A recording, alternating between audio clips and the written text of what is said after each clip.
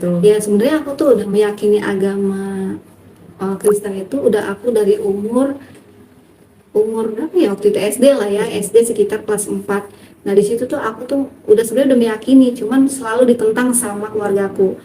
Waktu itu ada salah satu sinetron judulnya Buku Harian Naila. Nah di situ tuh ada lagu Ku Telah Mati.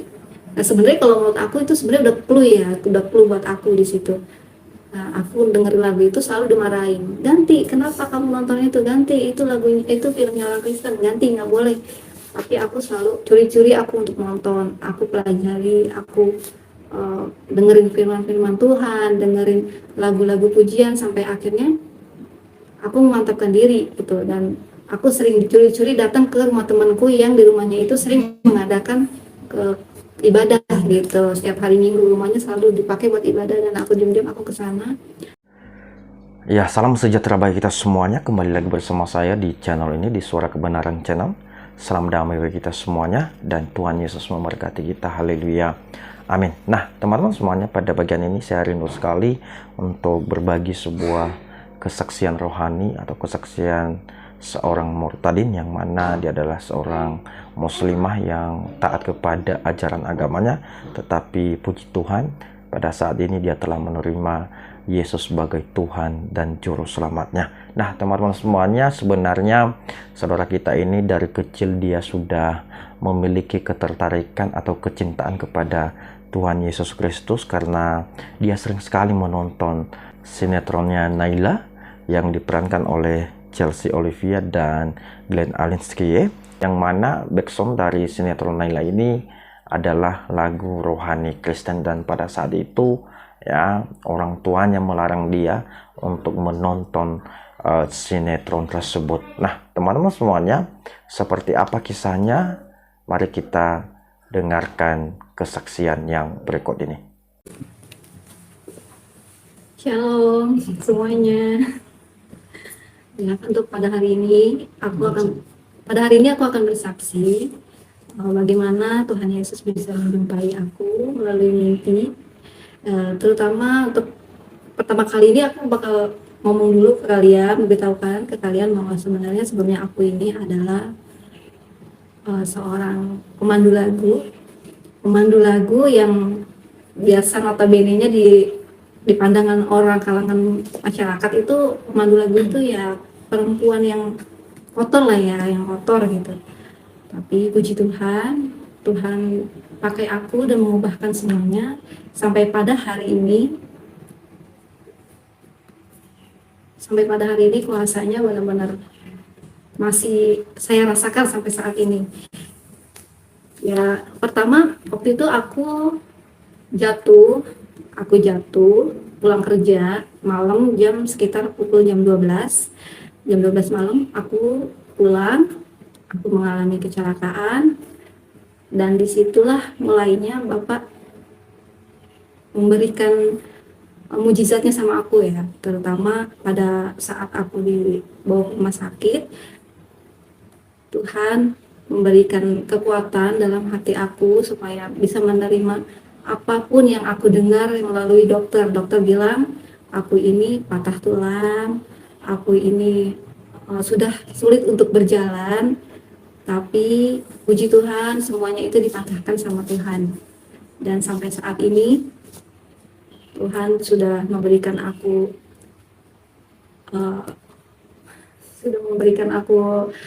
mujizatnya ya, terutama jari aku ini harusnya sudah dipotong. Dokter bilang semuanya ini dipotong karena sudah membusuk. Tapi aku di situ berserah, aku bilang, ya Tuhan, kalau memang Tuhan sayang sama aku nggak mau sampai jari ini dipotong. Sampai akhirnya Tuhan menjawab semuanya dan aku dikasih petunjuk dan aku diberi dokter yang benar-benar bisa mengatasi jari aku tanpa harus dipotong. Dan kaki aku yang dokter bilang aku bisa jalan dalam 2 tahun, tapi Tuhan mematahkan semuanya. Tuhan memberikan aku kesehatan seperti semula, aku bisa jalan, dan sampai akhirnya aku jalan itu di fase 3 bulan aku udah bisa jalan, aku udah bisa sembuh, aku bisa lari, dan puji Tuhan aku di situ makin merasa Tuhan baik banget gitu, baik banget sama aku. Akhirnya aku melalui mimpi nih, mimpi yang pertama aku ketemu sama Tuhan. Jadi waktu itu rumah tanggaku lagi ribut sama suami, ribut sampai hampir aku pisah, hampir aku pisah. Nah disitulah mulainya Tuhan datang ke mimpi aku. Tuhan bilang, Tuhan bilang sama aku, dia datang. Kalau di dalam mimpi itu Tuhan nyamperin aku. Awalnya ada cahaya putih, dan cahayanya itu terang banget sampai aku tuh nggak bisa melihat gitu. Nah di situ lama-lama Tuhan Yesus itu maju sampai cahayanya mulai menghilang dan dia tepat di depan aku. Terus dia bilang sama aku, jangan sedih, semuanya akan baik-baik saja gitu. Dan sampai akhirnya dia meluk aku dan aku ngerasa pelukannya itu nyaman banget, nyaman senyaman-nyamannya sampai aku ngerasa semua beban yang ada di pundak aku itu runtuh gitu, hilang. Dan sampai akhirnya aku bilang ke suamiku bahwa aku dijumpai Tuhan Yesus gitu kan, tapi suami nggak percaya. Sampai akhirnya aku ngalamin mimpi lagi di malam yang kedua. Tuhan bilang semua akan baik-baik saja. Jadi nggak perlu ada kekhawatiran lagi di dalam hidupmu, di dalam hatimu. Tuhan bilang seperti itu. Ya, sampai akhirnya aku bangun lagi di jam 3 pagi, aku terbangun, aku cerita sama suamiku. Suamiku masih nggak percaya nih, gitu. Sampai akhirnya mimpi yang ketiga, aku dimimpiin pengangkatan, hari pengangkatan. Dan awalnya itu aku melihat ada sebuah tangga terbuat dari awan.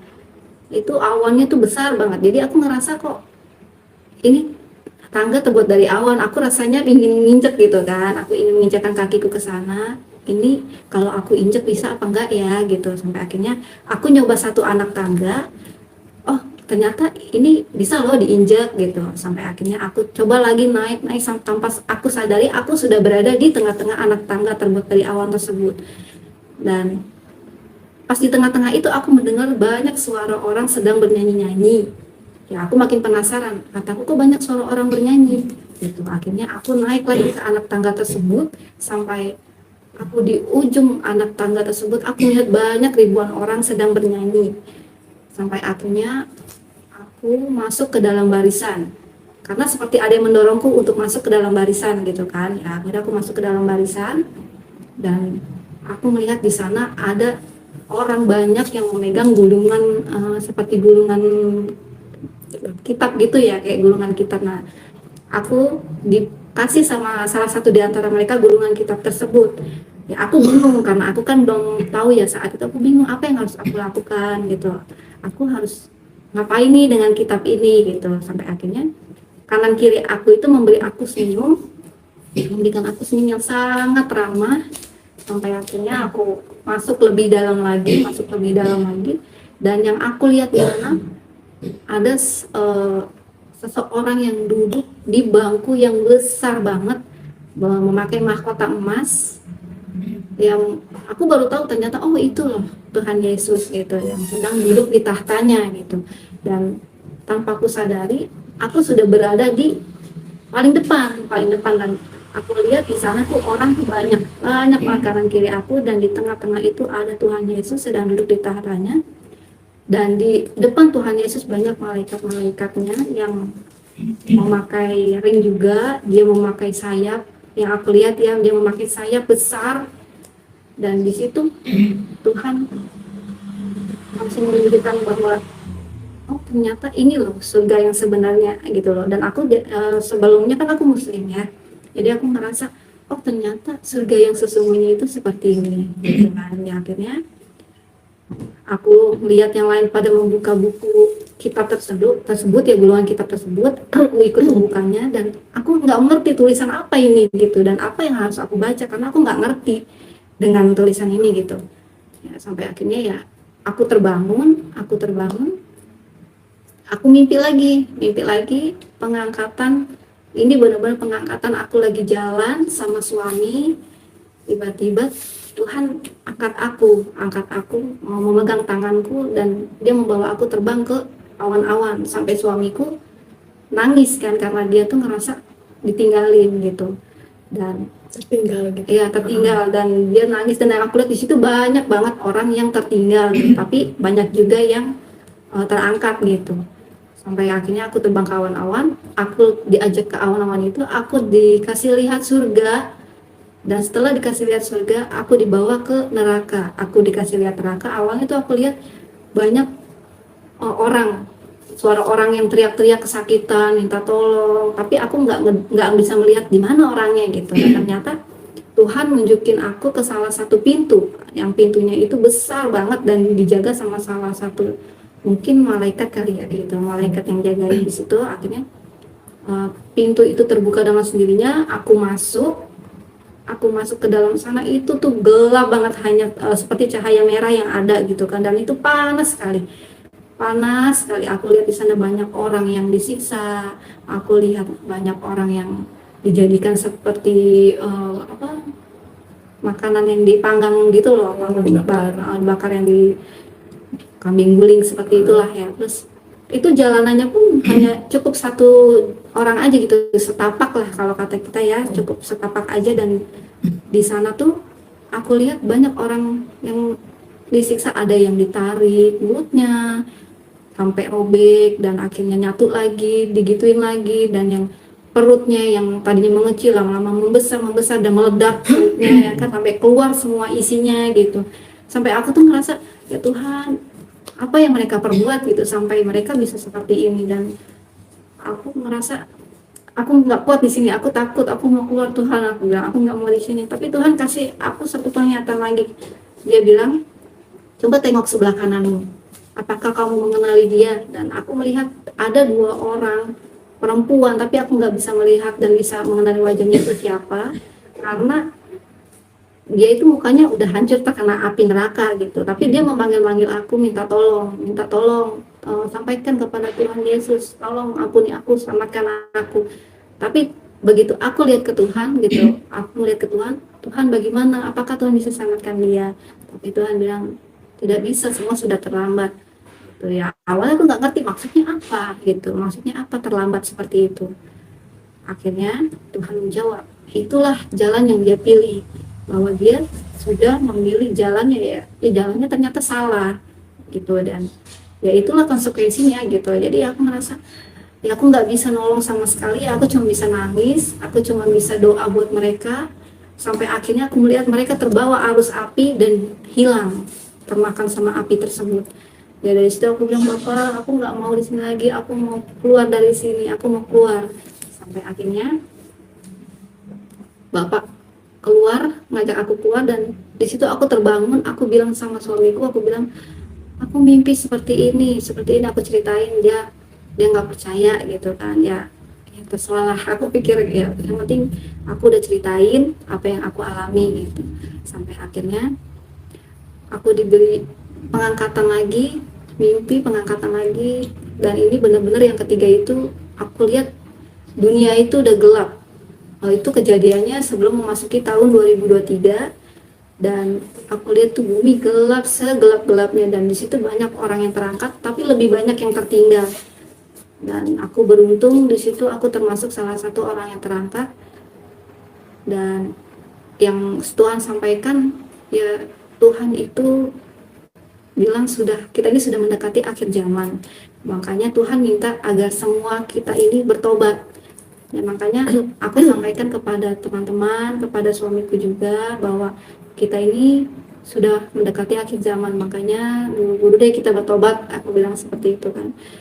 Ya namanya pemberita seperti ini, ada yang percaya, ada yang enggak, pro dan kontra kan. Cuma balik lagi ke mereka, yang penting aku sudah menyampaikan. Dan sampai akhirnya aku tuh mimpi lagi bahwa nanti bakal ada bencana. Waktu itu kejadiannya di Cianjur ya kalau nggak salah tuh. Kejadian Cianjur, dan sebelumnya itu aku diberitahu bahwa bakal ada orang yang mengolok-olok Tuhan, bakal ada orang yang mengejek-ngejekkan Tuhan, dan di situ Tuhan murka. Sampai akhirnya aku bilang sama suamiku bahwa nanti bakal ada kejadian gempa bumi, dan bakal ada kejadian jembatan penyambung dari satu daerah ke satu daerah lain itu akan terbelah.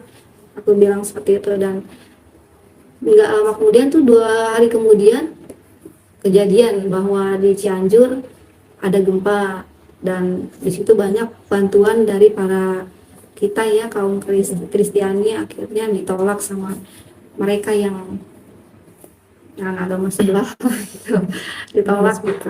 Ya akhirnya ya di situ aku ngerasa, sebenarnya aku merasa kayak berdosa maksudnya aku nggak nyampein ini ke banyak orang, cuman kan aku bingung saat itu aku harus nyampeinnya ini kemana gitu, bagaimana caranya, aku belum ngerti gitu. Sampai akhirnya ya aku memutuskan untuk baptis, aku mau pindah, aku yakin bahwa aku sudah memilih Tuhan Yesus untuk menjadi juru selamatku, aku bilang seperti itu. Akhirnya aku baptis, dan setelah aku baptis, aku tuh mengalami lagi bahwa Tuhan bilang sama aku, sampaikan kepada orang banyak bahwa akhir zaman sudah dekat, dan kepada mereka untuk segera bertobat. Dan bagi kalian, jangan malu untuk memakai kalung salib di leher kalian, karena itulah Tuhan yang mau. Tuhan pun minta sama aku seperti itu, salibkan, pakaikan salib ini di lehermu gitu. Jadi aku ngerasa, nah ini udah bukan pesan buat aku aja, ini udah buat banyak semua orang. Jadi ya aku berharap untuk saudara-saudaraku di sana yang menonton acara ini, semoga bisa kembali lagi ke jalan Tuhan dan bisa segera bertobat, karena Tuhan itu udah akan segera datang, dan dia tuh selalu bilang aku untuk sampaikan kebenaran ini.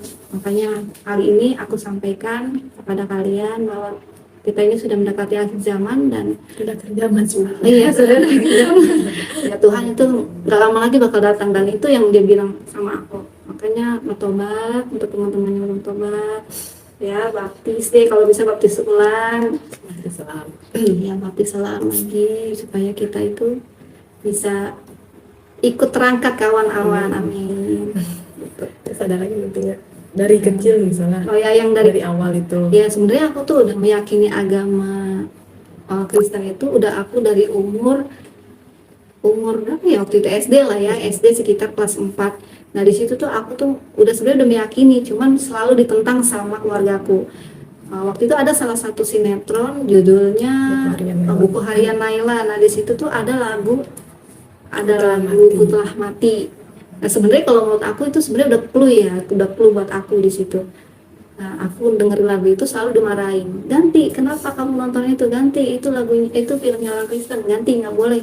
Tapi aku selalu curi-curi aku untuk nonton, aku pelajari, aku dengerin firman-firman Tuhan, dengerin lagu-lagu pujian, sampai akhirnya aku memantapkan diri gitu. Dan aku sering dicuri-curi datang ke rumah temanku yang di rumahnya itu sering mengadakan ibadah gitu. Setiap hari Minggu rumahnya selalu dipakai buat ibadah, dan aku diam-diam aku ke sana. Aku merasa kok nyaman ya gitu. Kok aku nyaman gitu. Akhirnya ya udah, makin lama aku makin yakin sampai akhirnya aku dipertemukan sama Tuhan. Dan begitu aku naik ke atas awan itu pun, yang aku dengar itu lagunya sama. Ku telah mati dan tinggalkan, seperti itu ya. Aku merasa, loh ini kan lagu yang beberapa tahun lalu aku dengar gitu. Maksudnya apa ya, tujuannya Tuhan gitu kasih aku lagu ini lagi, sampai akhirnya aku dibaptis pun lagunya itu lagi gitu loh. Yang mungkin Tuhan pengen aku bertobat gitu kan, gitu ya. Mungkin Tuhan pun pengen aku bisa menyampaikan ini ke kalian, bahwa Tuhan itu sayang loh sama kita gitu. Tuhan itu nggak pengen kita ini tersesat terlalu jauh itu. Makanya ya Tuhan mungkin pakai aku untuk nyampein ini ke kalian, dan ini benar adanya gitu. Yang selama ini aku kira nggak mungkin, mana mungkin gitu. Setiap aku dengar kesaksian orang, nggak mungkin, tapi ternyata aku ngalamin sendiri gitu. Sampai akhirnya aku mutusin pindah, dan banyak banget sih halangannya memang aku sadari. Mengikut Tuhan itu nggak mudah, pasti ada prosesnya, tapi aku percaya ketika kita mengimani, kita percaya Tuhan bakal beri jalan gitu. Sampai saat ini puji Tuhan ya, ada aja gitu, walaupun aku udah berhenti kerja tapi ada aja rezekinya dari Tuhan gitu, karena kan aku yakin Tuhan pasti pelihara. Udah ada lagi. Aku yang nervous. Enggak yang mau dicerita-ceritain gitu pengalaman-pengalamannya. Kameranya nggak buat BTW ya? Ya udah nggak apa-apa, Nggak apa-apa. singan. Nah, terus cerita-cerita pengalaman selama udah masuk ke Kristen itu gimana Kak gitu? Ya kalau untuk saat ini ya begitu aku udah baptis, aku udah fix nih jadi pengikut Yesus Kristus, yang aku rasain damai banget, damai, nggak ada rasa kekhawatiran sedikit pun nggak ada. Terus aku ngerasa semua beban yang aku tampung ini tuh udah dihilangkan sama Tuhan gitu, karena kan sesuai janji Tuhan ya, janji Tuhan di dalam hidup aku semua akan baik-baik saja, jadi ya kekhawatiran itu nggak ada. Begitu kitanya pun percaya ya semuanya itu akan ditangani langsung sama Tuhan. Makanya kayak jujur ya, kayak hutang piutangku sudah lunas gitu, sudah dilunasi oleh Tuhan gitu. Dan kami nggak kerja pun saat ini, tapi Tuhan kasih kami rezeki dari manapun datangnya, ada aja untuk makan, untuk biaya anakku sekolah, untuk bayar tagihan, bayar gitu, ada aja gitu sampai saat ini. Makanya aku berterima kasih banget sama Tuhan, janjinya Tuhan itu di dalam hidupku tergenapi, dan itu tuh nggak hanya omong kosong, ternyata itu benar terbukti gitu. Dan aku yang dulunya suka hafal lagu-lagu kayak dangdut, lagu-lagu pop dan segala macem, hobi-hobi aku tuh yang dulunya itu semua udah ditiadakan, dan Tuhan itu udah cabut semuanya. Jadi aku sekarang sudah nggak hafal lagu-lagu dangdut-dangdutan lagi. Lagu-lagu Nubia ya? Iya, malah yang aku hafal sekarang lagu-lagu rohani, dan aku lebih sering nonton kayak live streaming ibadah, khotbah-khotbah para pendeta gitu, dan nulis-nulis inti dari khotbah para pendeta yang aku dengar gitu, dan selalu baca Alkitab. Udah, keseharianku itu aja saat ini, nggak ada lagi. Jadi ya aku ngerasa Tuhan nih baik banget, walaupun aku nggak kerja tapi Tuhan pelihara aku sampai saat ini, sampai anakku juga sudah lulus, yang paling besar sudah bisa lulus SMA, dan sebentar lagi rencana mau kuliah. Semoga Tuhan buka jalan lagi untuk anakku biar bisa kuliah. Ya pesanku buat kalian yang nonton, ayolah kita bertobat ya, karena Tuhan udah ngomong sama aku udah berkali-kali gitu loh, kita sudah di akhir zaman dan Tuhan akan segera datang, jadi kita harus bertobat. Nah, aku kadang kasihan ya sama teman-teman nih yang belum bertobat, yang belum benar-benar masih belum percaya gitu. Jadi ya mulai saat ini percaya, imani apa yang kamu lagi doakan saat ini, bahwa Tuhan itu akan selalu menyertai kalian. Apapun itu, dimanapun itu, Tuhan akan selalu menyertai kalian. Ya itu aja sih. Bingung lah. Jadi Tuhan Yesus itu benar-benar hidup ya kan? Ya, yes. Tuhan Yesus itu benar-benar hidup. Jadi Tuhan Yesus itu besar ya kan? Yang apa yang kakak lihat itu kan? Jadi Ya, besar. benar-benar apa firman-Nya dan amin gitu Bapak Ibu sekalian. Jadi bahwa Tuhan Yesus itu bukan sekedar apa namanya cerita-cerita dongeng yang dibilang-bilang orang-orang seberang situ ya Bapak Ibu sekalian, tapi Tuhan Yesus itu benar-benar hidup ya Bapak Ibu. Jadi kesaksian pas saya dengar cerita dari apa kakak Bunga siapa kakak Hendy ini apa namanya itu benar-benar terbangun sekali loh. Jadi apa roh saya Mama Angel dan Mama saya juga itu jadi terbangun Bapak Ibu sekalian. Jadi